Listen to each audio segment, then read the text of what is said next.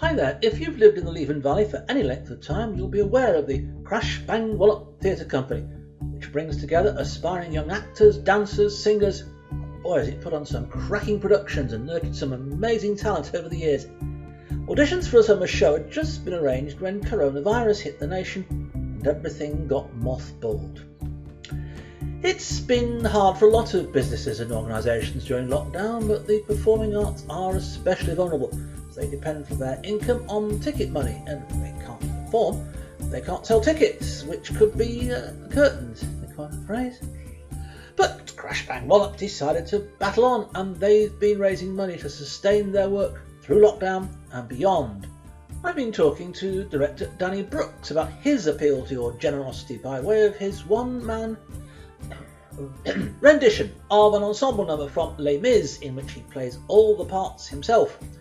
Watch and be in awe, not least of a falsetto that would shatter wine glasses at 50 paces and a lopsided bosom that should be in the Guinness Book of Records, and then listen to our conversation. After that, send them some money and I will tell you where.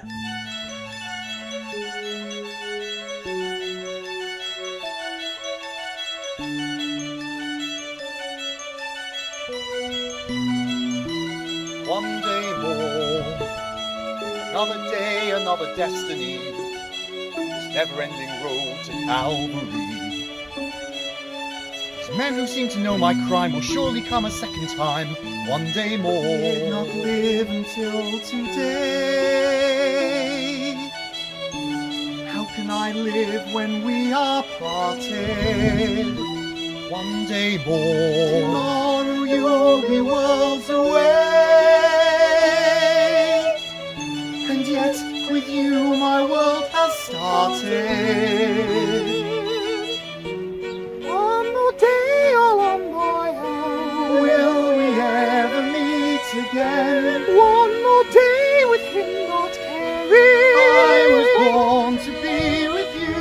What a life I might have known. And I swear I will be true. And he never saw me there.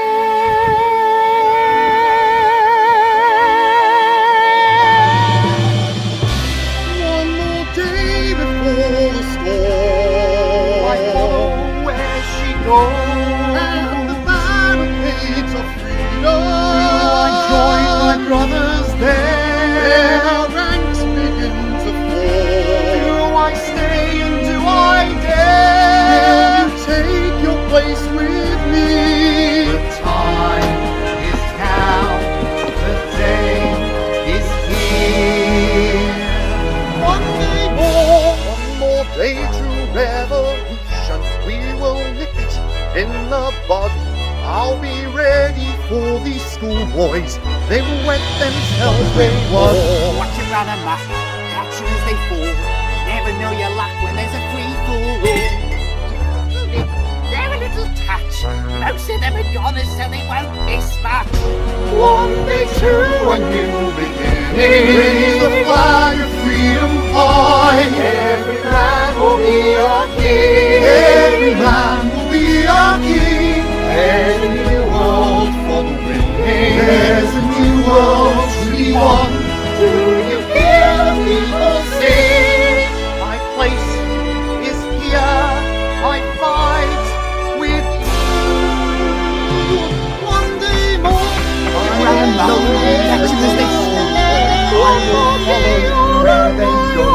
I will know where we are started. I know one day more.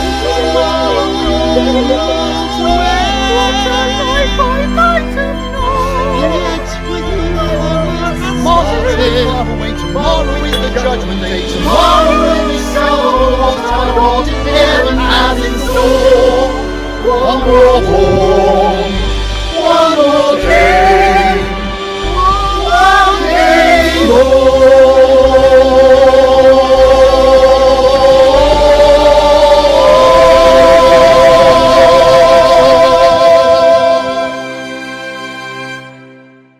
The neighbours overheard quite a lot of it as well, taking place in the garden. But yeah, it probably took a couple of weeks in total, from kind of starting to conceive it and work out how the different characters would interact with each other, and then obviously having to get a number of different takes in the garden, sometimes with my wife Emma filming, sometimes with Oliver in the background. And actually there's a moment halfway through where Cosette shushes Marius. Well, she's not actually shushing Marius, she's shushing the small 5-year-old who's crawling towards her with a stick on the floor and trying to make noise. So that one had to stay in, but it blended in okay. So some of it was Emma filming, and then other times it was kind of my phone propped up on a chair on top of a couple of tables to get the line right between the Marius and Cosette scenes, so they look as if they're sat in the same place. A phone propped on a chair, so nothing like high spec equipment there. Unfortunately not. No, it was part of the fun of it was to do it in lockdown with whatever I could find in the house. Hence the makeshift sideburns for Marius, the black top and a tea towel to make Cosette's frill around her neck. So it was that was part of the challenge I set myself to do it with the resources I had within the house and in terms of both costume and filming it. Anyway, it's a fundraiser for Crash Bang Wallop, which of course is a focus and a magnet for young talent all across the area. Were you planning any shows around now? We were, yeah. So just as lockdown came in, we had start of March, we'd just done our first audition session. We would have been performing Fame at the Forum in Northallerton third week of July, but obviously I'm not going to be doing that now. I don't think that's going to be happening somehow. But meanwhile, the bills keep coming in. They do, yeah. So, I mean, we're very lucky. We've got our own building in Stokes. We've got theatre studios, and that's fantastic in terms of being able to rehearse there. And what that's done in this situation is meant that we have a financial burden every month of around £1,500 to pay every month when we've been told to apply for the council help, the council funding. We apply for it and we come back as rejected. We ring them up and ask why, and they say, oh, we'll just apply again. You might be lucky next time. So you apply again and you're rejected again. What we're trying to do is raise the money ourselves. So I did the one man, one day more in lockdown as a fundraiser to try and raise the initial target was £250. Yeah, you've gone somewhat over that, haven't you, Danny? Actually, we have, yes. So, I mean, we're sitting at about 1,700 at the moment, which is fantastic. And of course, because we're a charity, people can gift aid their donation as well. So with the gift aid on, we're getting up towards £2,000, which is fantastic. But obviously with the level of expenditure you've talked about, you'd be quite happy for people to carry on contributing. Absolutely. And the plan is that, or the plan initially was that, myself, some of the other leaders and some of the children would do their own little fundraisers, and we would kind of amalgamate that money together, and that would keep us going for a substantial period.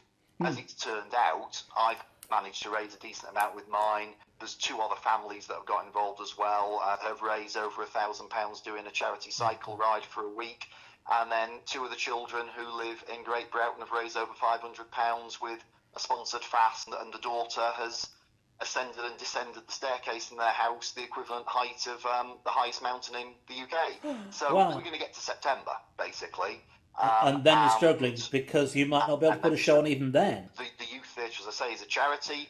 It works, it generates its money in 2 ways. One, by subscriptions that come in from the kids, and of course if there's no show, there's no subscriptions. And secondly, it makes its money from the audience, from to see a show. And again, if there's no show, there's no ticket sales. And we've been going 15 years now, and it's been great to see how enthusiastic the kids are, how much they come on both in performance skills, but also just generally in confidence and their creativity. And, going through this period of lockdown, I've spoken to some of the ex-members about their experiences and kind of gathered, because, we did seriously think at the start of lockdown, there was a very serious conversation between myself and some of the committee about just shutting it and saying, look, this is going to be too much to raise this sort of money. We've had a good run, let's just call it a day. And I spoke to some of the ex-members about their experiences and what it meant to them. And actually it was the words they came out with about friendship and a big family and, an experience that they never forget for the rest of their life. Yeah. But what I think will happen is the government will allow live theatre to take place with restrictions in place on social distancing. The reality of that is that it makes shows financially impossible. Non-starters. You lose the atmosphere completely. You would potentially end up separating family groups out, not because there's a danger of social distancing, just because the way as a theatre you lay your seating out to be safe would be, a model we've looked at work is keep a row, miss a row, keep a row, miss a row, and on the rows you keep a seat, then you lose two, you keep a seat, you lose two, and that becomes very removed kind of atmosphere in terms of being able to interact with other people. So let's hope that somehow or other you and the performing arts generally can find someone at government level who can make the case powerful and say, look, these guys really do need the money, not because they are putting the begging bowl out, but because of the social return that you'll get on there. They probably can't support everything, and it's choosing to support what they can where they can. There needs to be something done to ensure that theatres don't disappear, because we are losing some big name theatres, in Southampton and elsewhere. Some of the really big theatres like Bristol Old Vic reckoning they, probably had about 6 weeks left. The thing is, when we all come out of lockdown and social distancing, right at the end of this, we're going to need theatre, and we're going to need those areas of expression and enjoyment to be able to go back to rebuild kind of people's interactions within society. And if they're not there, it's going to leave a big hole. So is Crash Bang Wallop amazing, or is it amazing? To support them, you need to visit uk.virginmoneygiving.com/dangreenhouse1 and shell out. You're not just protecting your own local theatre company, you'll be sowing seeds from which the next generation of superstars will grow. Think of it as investment in the performing arts of tomorrow, and if you want to know more about Crash Bang Wallop, you can find them on Facebook. For Leaving Online, I'm Richard Bradshaw.